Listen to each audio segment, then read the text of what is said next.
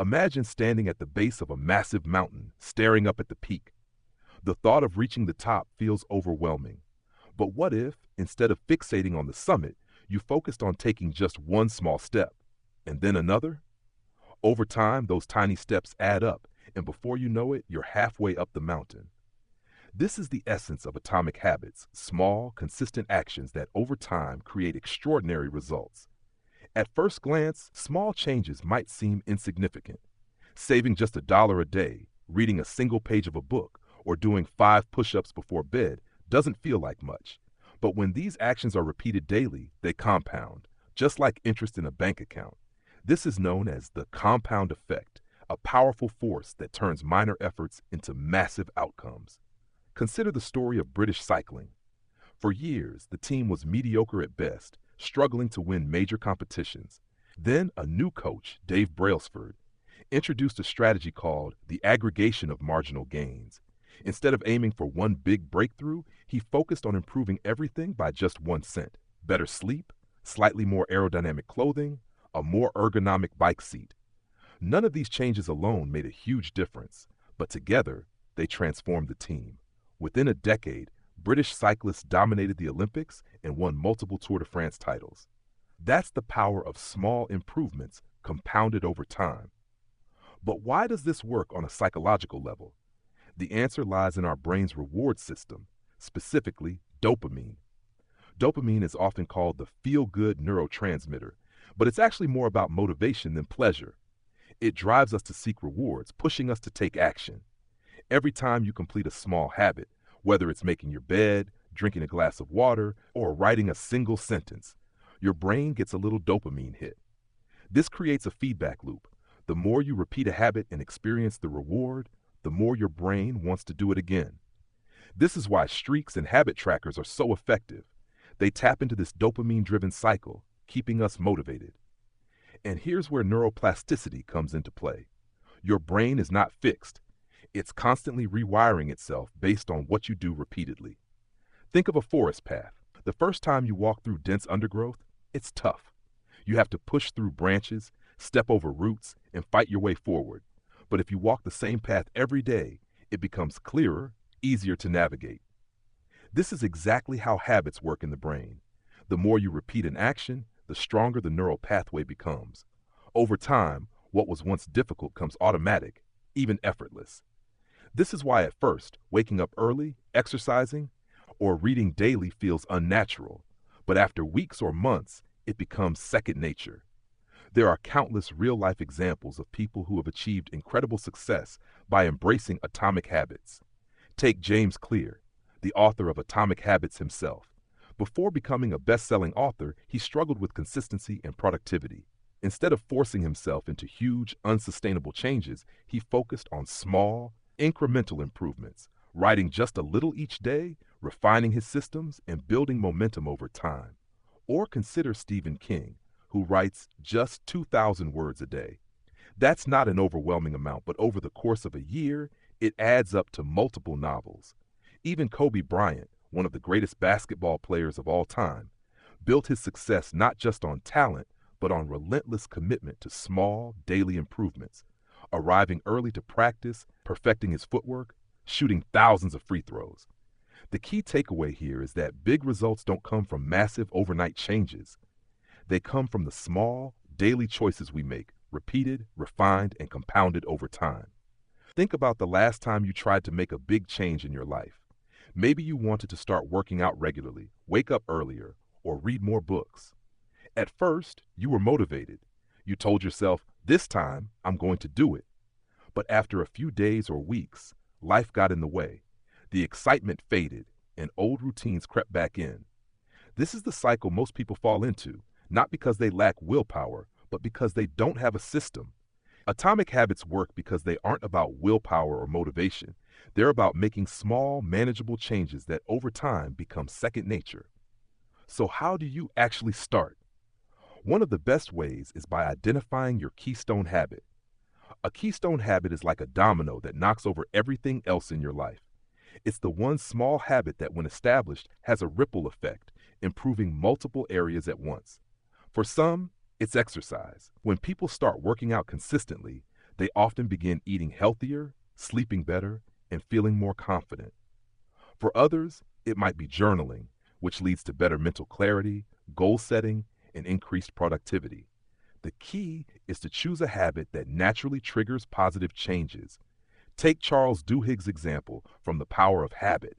He studied people who started exercising just once a week.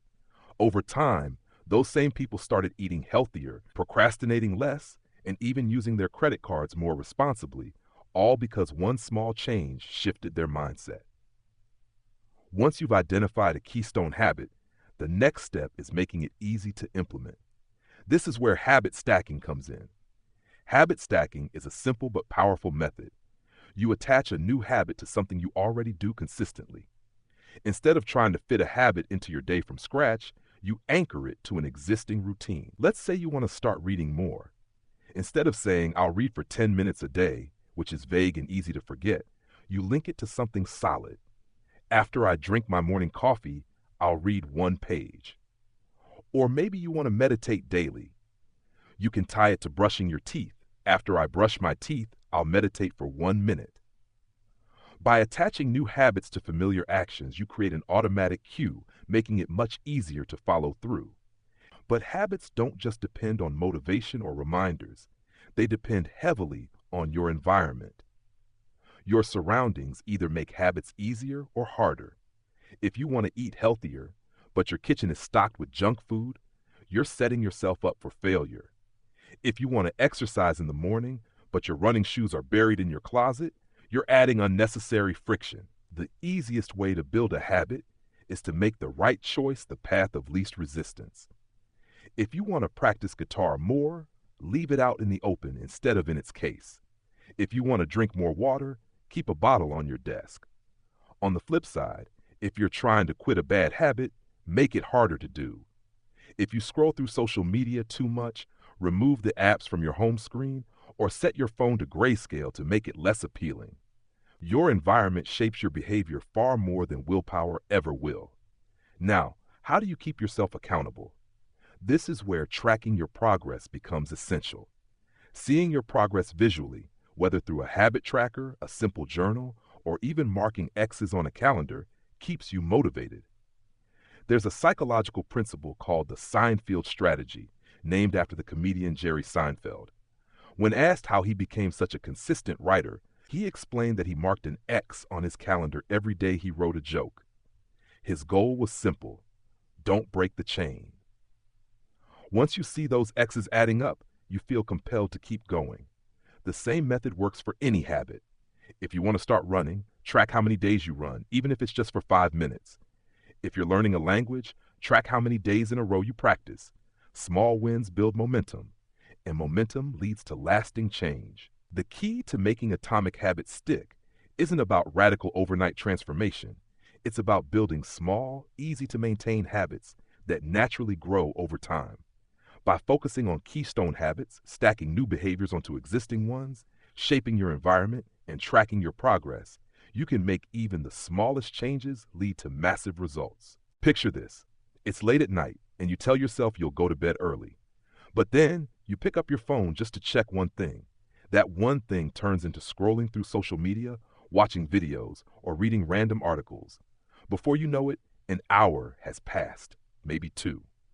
You wake up the next morning groggy, frustrated, and telling yourself, tonight will be different.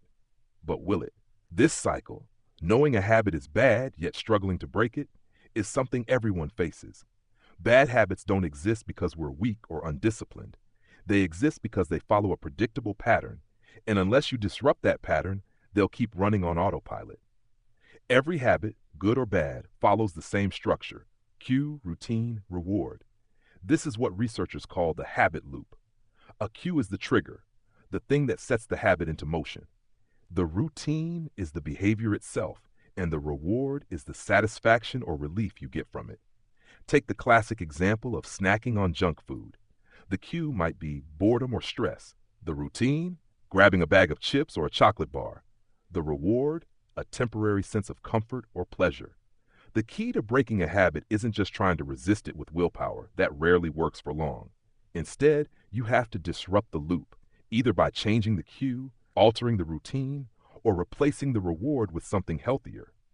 One of the most effective ways to break a bad habit is to replace it rather than erase it. Trying to completely stop a habit without giving yourself an alternative creates a void, and that void will almost always pull you back in. Instead of saying, I'm going to stop eating junk food, swap it with a better alternative, maybe drinking flavored water when you feel the urge to snack, or keeping a bowl of fruit within easy reach. If your bad habit is checking your phone the moment you wake up, put it in another room and replace that urge with stretching, journaling, or listening to music. Your brain is still seeking a reward, but now it's getting it in a way that benefits you. To make this work, self-awareness is key. Most bad habits don't feel like choices, they feel automatic. That's because they often develop in the background, subtly ingraining themselves into our routines without us even noticing. The best way to start breaking them is to become hyper-aware of when and why they happen. Imagine someone who wants to cut down on their screen time, but constantly finds themselves reaching for their phone. Instead of just saying, I need more discipline, they start tracking when they pick up their phone and what they were feeling at that moment. They might realize they check social media not because they care about updates, but because they're avoiding work or feeling anxious. Recognizing this makes it much easier to disrupt the cycle and replace the habit with something intentional. Of course, even with the best strategies, breaking a bad habit is hard because of resistance and cravings. The pull of a habit, especially one tied to instant gratification, is strong. The brain loves easy rewards, which is why it's easier to eat fast food than to cook, to binge watch TV rather than exercise, or to procrastinate rather than work. One way to overcome this is to increase the friction of bad habits while decreasing the friction of good ones. If social media is your weakness, log out of your accounts so you have to type in your password each time. It adds just enough effort to make you think twice. If you struggle with late-night snacking, don't keep junk food in the house.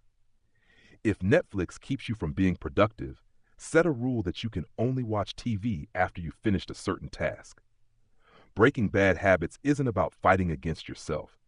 It's about understanding how habits work, recognizing the patterns that keep them alive, and making small but intentional changes that put you back in control. Think about the last time you started something new, a workout routine, a side project, learning an instrument. In the beginning, you were probably excited, full of energy, ready to go all in. Maybe you went to the gym every day for a week, practiced guitar for hours, or worked tirelessly on that new idea. But then life got in the way. A busy day at work, a bad night's sleep, a loss of motivation. And before you knew it, the habit that once felt exciting started feeling like a chore. You skipped one day, then another, and suddenly you were right back where you started. This is why consistency, not intensity, is the real key to progress. Most people believe success comes from bursts of inspiration, but that's a myth. Motivation is unreliable. It comes in waves, sometimes strong, sometimes non-existent. If you rely on feeling motivated to take action, you'll only do the work when it feels easy. That's why discipline beats inspiration every time. Imagine a professional athlete training for a championship.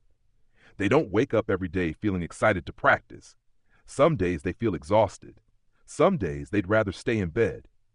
But they show up anyway because they understand that real progress isn't made in a single day of intense effort. It's made in the slow, steady grind of daily commitment. Of course, consistency is easy when life is smooth, but what about when things get chaotic? This is where most people struggle. It's easy to stay on track when your schedule is predictable, but what about when you're overwhelmed with work, traveling, or just feeling drained? The secret is learning to adapt rather than quit. If you're too tired to do a full workout, do 5 minutes. If you don't have time to read a chapter of a book, read a single paragraph. If you're too busy to write a full journal entry, write down one sentence. The goal is never perfection, it's maintaining momentum. Imagine a plane adjusting its course mid-flight. Even with turbulence and changing weather conditions, it doesn't just give up and land. It recalibrates, adjusts, and keeps moving toward its destination. That's exactly how consistency works. One simple rule that helps with this is the 2-day rule. The idea is simple. Never miss a habit twice. Missing one day isn't a failure, it's life. But missing 2 days in a row is how a habit starts to fade. Think of it like building a fire. If you let the fire burn down a little, you can still throw on some wood and keep it going. But if you let it die completely, you have to start from scratch. This is why the second day matters more than the first. It's okay to miss a workout, but make sure you do something active the next day. It's okay to skip a writing session, but pick up the pen the day after. This small rule prevents a minor setback from turning into a complete derailment. And through it all, celebrating small wins is what keeps you motivated. Most people think to wait for massive achievements to feel proud, losing 20 pounds, publishing a book, getting a promotion. But waiting for big milestones makes the process feel slow and discouraging. Instead, celebrating small victories keeps you engaged. Finished a workout even when you didn't feel like it? That's a win. Read 2 pages of a book? That's a win. Showed up for yourself today, even in the smallest way? That's a win. When you recognize and appreciate these small moments, you create a positive feedback loop that makes you want to keep going. The truth is, success isn't about going all in for a few weeks and then stopping. It's about showing up, even in the smallest way, every single day. Early every morning, while most people were still asleep, Kobe Bryant was already on the basketball court. His workouts didn't start with dramatic, game-winning shots or flashy moves. Instead, he focused on the basics: footwork, dribbling, free throws, thousands of free throws. He was relentless about the smallest details, repeating them day after day long before the cameras ever turned on. To the outside world, Kobe's greatness seemed like raw talent, but the truth was that his success came from a commitment to daily micro habits. He wasn't just practicing basketball. He was perfecting the tiniest elements of his game, knowing that these small improvements would eventually compound into mastery. This is what set him apart. While others were waiting for motivation to strike, he relied on discipline, doing the same drills, making the same shots, and sharpening his skills, even when no one was watching. His legacy is proof that greatness isn't built in a day, but in the quiet, consistent effort that happens behind the scenes. The power of atomic habits isn't just for athletes. Business leaders, entrepreneurs, and CEOs have harnessed the same principles to transform their productivity. Take Tim Cook, the CEO of Apple. Known for his razor-sharp efficiency, Cook starts his day at 4:30 a.m., not because he's superhuman, but because he's built a system of habits that allow him to manage one of the world's most valuable companies.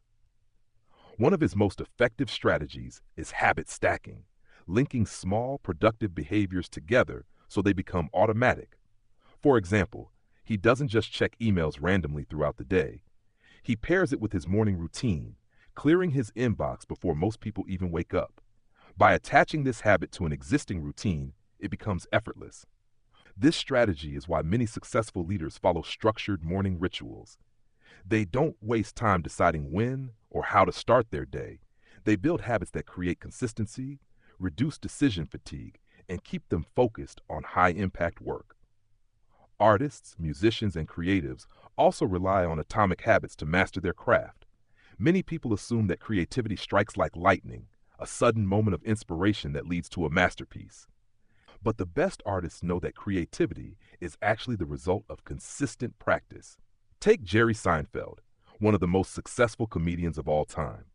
When he was starting out, he developed a simple habit: writing 1 joke a day. No matter how busy or uninspired he felt, he made sure to sit down and write. Over time, this daily practice sharpened his skills, and those small jokes eventually turned into legendary stand-up routines. The same approach worked for Picasso, who produced over 50,000 pieces of art in his lifetime, not because he waited for inspiration, but because he worked at his craft every single day. There's a common theme among the world's greatest artists. They don't just rely on talent. They rely on small, consistent actions that compound into mastery. Even massive corporations use atomic habits to fuel innovation and efficiency. Google, for example, encourages its employees to dedicate 20% of their work time to side projects. This practice started small, just an extra hour or two each day for employees to explore new ideas. But over time, This simple habit led to groundbreaking innovations like Gmail and Google Maps. Amazon follows a similar approach with its two-pizza rule, a small but powerful habit that keeps teams lean and efficient. Jeff Bezos implemented a rule that meetings should be small enough that two pizzas could feed the entire group. This seemingly minor habit ensures that meetings are productive, focused, and never overcrowded with unnecessary voices. These companies didn't stumble upon innovation by accident. They built habits into their culture that foster creativity, efficiency, and long-term success. Success isn't about massive leaps, it's about small, intentional changes repeated over time. Whether it's an athlete sharpening their skills, a CEO optimizing their day, an artist practicing their craft, or a company fostering innovation, the common thread is consistency. The small things, done daily, create the biggest impact. The biggest changes in life don't come from grand gestures or overnight transformations. They come from the small, consistent actions you take every single day. Atomic habits have the power to reshape your future, not because they require massive effort, but because they compound over time. Whether you're building new habits, breaking old ones, or just trying to be 1% better each day, the key is to start now, not tomorrow. Don't wait for the perfect moment because it will never come.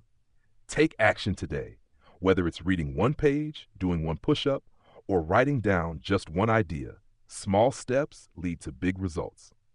If you found this video helpful, make sure to subscribe and turn on notifications so you don't miss more content like this. And if you know someone who could benefit from these ideas, share this video, because sometimes all it takes is one simple shift to change someone's life. Now go out there and start building the habits that will shape your future.